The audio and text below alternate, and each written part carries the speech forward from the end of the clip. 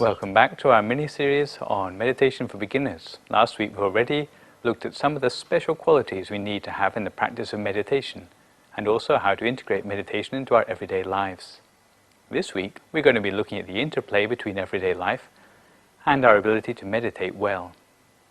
Because meditation is an abstract concept, we have to understand it in the beginning via a series of metaphors. And today I'd like you to start by imagining an old-fashioned radio, the sort where if you want to tune into a radio station, you have two knobs, a large knob and a small knob. The large one is used for coarse tuning and the small knob is used for fine tuning. If you're looking for a radio station, the first thing you have to do is to do the coarse tuning by your large knob in order to find the radio station you want to listen to. Only then do you use the small knob for the fine tuning to eradicate any squeals or hisses in order to listen to your radio station more clearly. In the same way with meditation, we can also talk about coarse tuning and fine tuning.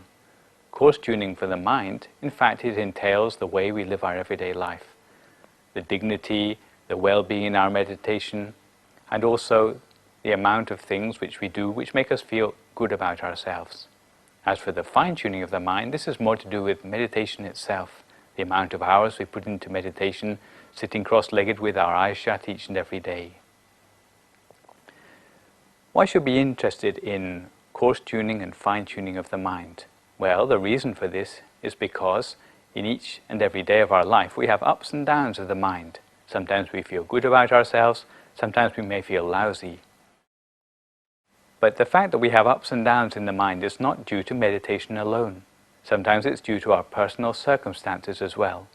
And if we can get more experience concerning the way to adjust our everyday lives so that the coarse tuning of our mind is better adjusted, then we can enjoy longer ups of the mind and be able to go further in our meditation as well. Let's look at the average day for perhaps an average person like ourselves, where they get up in the morning and the first thing they do is to have a meditation practice which fine-tunes the mind to have a higher potential. After that, maybe they come downstairs and they start to make some breakfast for their old mother with a skillful thought in mind to bring happiness and pleasure out of gratitude to their mother. But then perhaps the children are messing around instead of going to school, which annoys them. And because of that, the coarse tuning of the mind causes the quality of the mind to be disrupted. Then, again, if the man thinks back to making the breakfast for his mother, perhaps he's going to be in a good mood again. And after that, he'll manage to get ready for work. Perhaps shouting at the children a little bit will reduce the quality of his mind. But by the time he's on the way to work and making the intention to do good things at work, to earn every penny of the salary he's paid, then perhaps he's back in a skillful state of mind again. So his mind is up. But in the traffic, if someone cuts in front of him or tries to overtake him on the inside, perhaps that's going to irritate him, which again will disrupt the quality of his mind. Again, because of coarse tuning of the mind, because he's so easily irritated, then he may experience more mental distress or more mental trauma. Then at work, as he has to do a lot of thinking during the day, maybe he will find that the quality of his mind will start to wind down more and more. This is only natural because it seems like the battery of the mind are worn down when we have to do more thinking during the day. This is what we've talked about in previous episodes, where the mental energy has become less and less. Then, by the time he reaches home again, if he's in a good mood for meditation, maybe he can meditate in order to do more fine-tuning of the mind, to raise up and recharge the batteries of the mind so that his mind is on a better mental level before he goes to bed for the evening. Some people who are new to meditation think that only by meditation alone they will be able to make more progress in their meditation practice. But in fact, this is not the whole story. If you want to go far in your meditation, you have to take some interest in the quality of your everyday life as well. You have to make some adjustments so that your everyday life is compatible with your newfound high mental lifestyle. Some people try to meditate alone in order to raise the quality of their mind. but they will always find that the quality of their mind is dragged down by the circumstances in which they find themselves in their everyday life. On the other hand, some people try to boost the quality of their mental state simply by leading their lives in a wholesome way.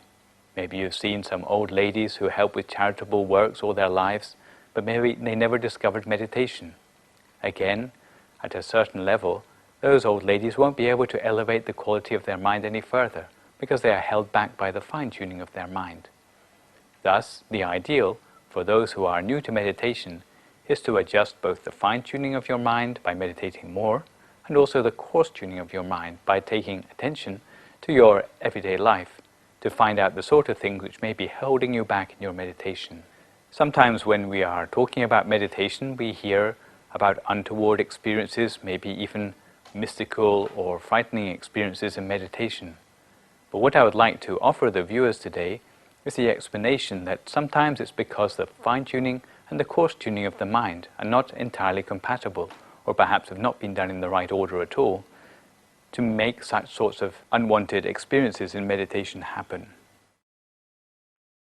This is why in meditation we often emphasize that we have to be humble when we come to the practice of our meditation.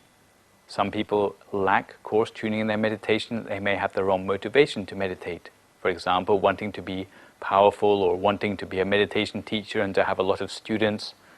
These are the wrong sorts of motivation to help people go further in their meditation practice. So what can we do about these things? Well, the important thing is to find the proper equilibrium in our practice.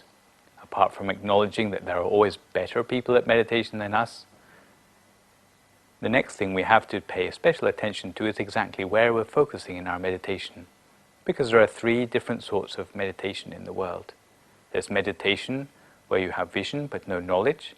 There's meditation where you have knowledge but no vision. And there's meditation where you have both vision and knowledge. With the sort of meditation where we have vision but no knowledge, often this comes from the sort of meditation where people focus outside their body. Perhaps concentrating their mind on the sun shining in the sky can be actually quite a painful experience. It does reach some sort of concentration, however, but it can be frightening experiences which such people have in their meditation because they see things as a result of their meditation which they don't understand. When you see things you don't understand, then of course it's frightening.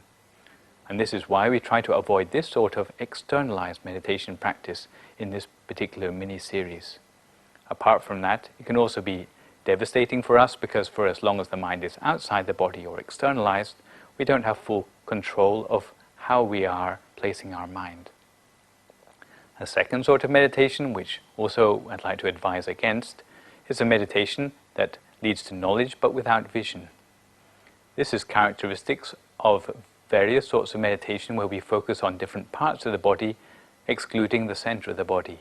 For example, it may include in and out breathing, or focusing on the center of the diaphragm as it is rising and falling, or meditating on a particular part of the body like the center of the forehead. We advise against this sort of meditation because it gives rise only to a feeling about something which is going to happen, for example, but without any images to give the details of this new knowledge which we have. Again, it can be an unconcerting experience which we have in our meditation. So what can we do if we want to have both knowledge and vision in our meditation? The answer to this is to meditate at the center of our body, in which case we'll be able to achieve a balance of both knowledge and vision. We only see as much as we understand, and we understand as much as we can see. So if you want to find the place which is the most efficient place to coarse tune and fine tune your mind all at once, then it's very important to focus at the center of the body. How you actually get to the center of your body is another question, because there are as many as 40 different major meditation techniques available to us. It's rather like there are many different sorts of food available in the world. In fact, all food simply serves the purpose of filling up our stomach. But because we have different personalities and tastes, then different sorts of food may get us to that objective. It's the same thing with meditation. Because we may have different personalities, then different sorts of meditation may help us in the beginning to get further in our fine-tuning towards our destination.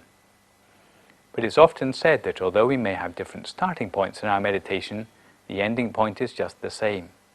It's rather like taking a syringe of medicine and injecting it into this finger, or maybe that finger or that finger.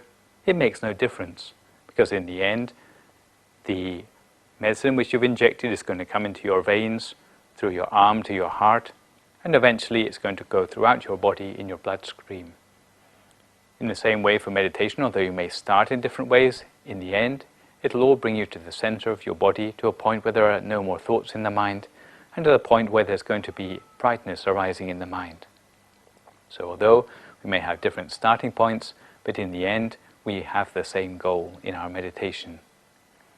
So, this week we've been looking a little bit at the interplay between our everyday life and our ability to meditate well. We've discovered that although meditation may have different starting points, but if you achieve the right balance of fine-tuning and coarse tuning, you'll be able to attain brightness within you, whatever your school of practice. Next week we're going to be going on to look a little bit more about how to integrate meditation into our everyday life. In the meantime, you should maintain your well-being by meditating every day and trying to fix the habit of meditation into your daily routine.